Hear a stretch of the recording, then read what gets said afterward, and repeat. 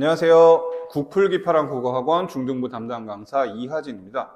오늘은 성서중학교 3학년 1학기 내신에 대해서 얘기를 해보고자 합니다. 자, 성서중학교 3학년 1학기 내신에 대해서 중간고사에 대해서 간단하게 한마디로 정의하자면 문법, 요 한마디로 정의를 할 수 있겠는데요. 자, 자세한 얘기는 조금 더 이 뒤에 자세하게 설명해 드리도록 하겠습니다.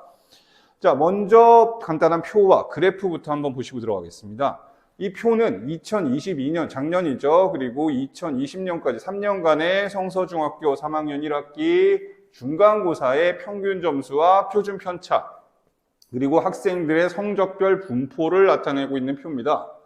자, 여기를 보시면 2022년 평균은 84.6점 그리고 21년 83.9, 20년은 89.1 그러니까 평균 점수가 80점대 중반부터 중후반대 정도로 상당히 높은 편이라고 할 수 있습니다. 자, 그리고 여기 A, B, C, D, E라고 되어 있는 건요. A는 90점 이상을 받은 학생, B는 80점 이상, C는 70점 이상 이런 식으로 점수별로 학생들의 분포를 퍼센트로 지금 나타내고 있는 표라고 할 수 있습니다. 자, 보시면은 A가 58.5%, B가 13.6%, C가 9.3%.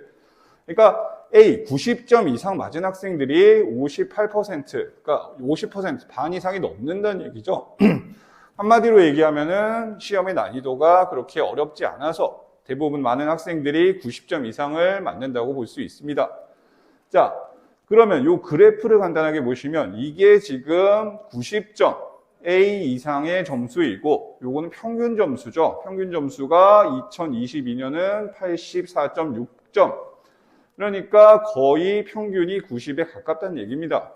그만큼 시험이 난이도가 그렇게 어렵지 않지만은 반대로 얘기하면은 몇 가지 실수를 한다면은 이 58.5에서 바로 B 점수대에 들어갈 수 있다는 거죠. 80점대로. 그러니까 실수를 하지 않는 게 그만큼 중요하다고 볼 수 있고요. 자, 그다음 2021학년도 3학년 1학기 요 국어 중간고사의 출제 경향을 한번 보겠습니다. 자, 성서중학교의 중간고사 시험은 문법 파트에 굉장히 치중된 경향을 보이고 있습니다. 총 25만 원 중에 문법 파트가 11문제, 그러니까 거의 반에 가까운 문제가 문법 파트에서 출제가 된다고 볼 수 있죠. 자, 1단원부터 3단원, 2단원에서는 문제가 출제되지 않았고요. 1단원과 3단원에서만 문제가 출제되었는데 1단원은 문학입니다. 현대시와 현대소설이 각각 여성문학과 내문학, 그리고 3-1단원의 문법이 11문학, 그리고 3-2단원의 설명문에서 내문항이 이렇게 출제가 되었고요. 다시 말씀드리자면 문법이 그만큼 중요하다. 문법에 되게 치중한 그런 시험을 경향을 가지고 있다라고 볼 수 있습니다. 자, 그러면 다시 얘기 드리면은 출제 난이도는 아까도 말씀드렸지만은 크게 높지는 않습니다. 평균이 80점대, 그리고 90점 이상을 맞는 학생들이 58%, 그러니까 반이 넘기 때문에 난이도 자체는 크게 높지 않다고 봐도 되지만은 문법 파트의 비중이 굉장히 높은 편이고 의문 체계에 대한 다양한 문제가 출제되기 때문에 암기, 그 부분에 대한 암기나 숙달이 이루어지지 않는다면은 고득점을 맞기는 조금 어려울 수도 있다. 이렇게 말씀드릴 수 있고요. 그리고 문법 파트 지문은 모두 교과서 범위와 연계해서 함께 출제되기 때문에 교과서에 나오는 의문, 그리고 문법 파트를 굉장히 좀 깊이 있게 보는 것이 중요하다고 볼 수 있습니다. 자, 다음으로는 기출 문제를 한번 보겠습니다. 요거는 아까 말씀드렸던 첫 번째 단원, 1단원의 현대시에서 출제된 문제인데요. 자, 요거는 김춘수의 꽃이라고 하는 현대시입니다. 자, 내가 그의 이름을 불러주기 전에는 그는 다만 하나의 몸짓에 지나지 않았다. 그가 나의 이름을 불러줬을 때, 내가 그의 이름을 불러줬을 때 그는 나에게로 와서 꽃이 되었다. 굉장히 유명한 시죠. 자, 요 시가 지문으로 주어지고 문제가 이렇게 보기와 같이 정리할 때 기역에서 디귿에 대한 설명으로 적절하지 않은 것을 찾는 문제입니다. 자, 나에게 그는 하나의 몸짓, 이게 기역. 그래서 나는 그나지 않았는데 내가 그의 니은 어떻게 했더니 그가 나에게로 와서 디귿이 되었다. 자, 하나의 몸짓이 지나지 않았는데 내가 그의 이름을 불러주었더니 나에게로 와서 꽃이 되었다. 인 거죠. 근데 시는 이렇게 단순히 이걸 넣는 게 아니라 상징적인 그 이면의 의미들까지 파악을 해야 됩니다. 자, 그럼 문항을 한번 보겠습니다. 자, 1번 기억은 의미 없는 존재라는 뜻으로 해석할 수 있다. 하나의 몸짓에 지나지 않았다. 의미 없는 존재가 맞죠. 자, 니은 이름을 불러주었다. 그렇죠. 이름을 불러주었다. 그 말은 즉 존재를 인식한다 라는 뜻이다. 그랬더니 그가 나에게로 와서 디귿, 꽃이 되었다. 맞죠? 그러면 1, 2, 3, 4번은 답이 아니고 답은 5번입니다. 빛깔과 향기라는 말을 넣어도 좋을 것 같다. 빛깔과 향기는 3년에 나오죠. 향기에 알맞는 이름을 불러다오. 그러니까 얘는 오히려 니은에 가까워. 디귿은 적절하지 않다. 그래서 5번이라고 봅니다. 그러니까 시의 의미를 파악하고 그리고 이 대조적 개념에 대해서 이해를 하고 있어야지 이제 풀 수 있는 문제고. 자, 이런 식으로 이제 현대 문학에서 이제 문제가 출제가 되는데 사실 요거는 그렇게 어려운 문제는 아닙니다. 자, 그럼 그 다음 문제를 한번 보겠습니다. 자, 이런 식으로 자, 문법 문제입니다. 3-1 단원 우리말의 의문 체계에서 출제된 문제인데요. 자, 다음 그림의 4와 7, 5와 8 사이에서 소리나는 모든 자음을 바르게 짝지은 것. 자, 저기 그림의 4와 7, 우리 몸 안에 있는 이 조음 위치에 대해서 그 발음 기관의 단면도를 이렇게 보여주고 있고 4와 7과 5와 8 사이에서 소리나는 모든 자음.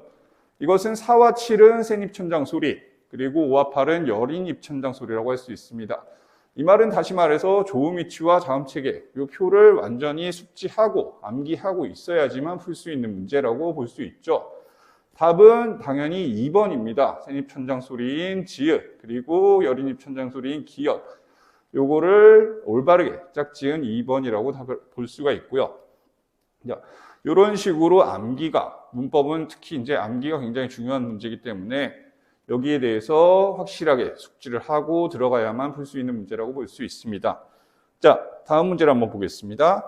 자, 다음은 3-2 단원. 자, 통일시대의 우리말에서 출제된 지문입니다. 자, 이 지문은 교과서에 있는 지문은 아니고 외부 지문입니다. 자, 신문 기사를 하나 가져와서 이 남북 간 협력 움직임이 이어지고 있고 근데 남북한 언어의 이질감 때문에 관계 개선에 장애가 될 수 있다. 그리고 평창 올림픽 기간 동안에 남북한 여자 아이스하키 단일팀 선수들이 서로 간에 운동 용어가 맞지 않아서 굉장히 의사소통에 어려움이 있었다라고 하는 그런 얘기에 대해서 쓰여져 있는 신문 기사문인데요. 자, 문제는 요 기사문을 보고 이 기사문의 공통된 중심 생각으로 가장 적절한 거를 찾는 거죠. 자, 요거는 당연히 3번이죠. 남북한 언어의 차이를 이해하고 조정해서 동질성을 회복해야 한다.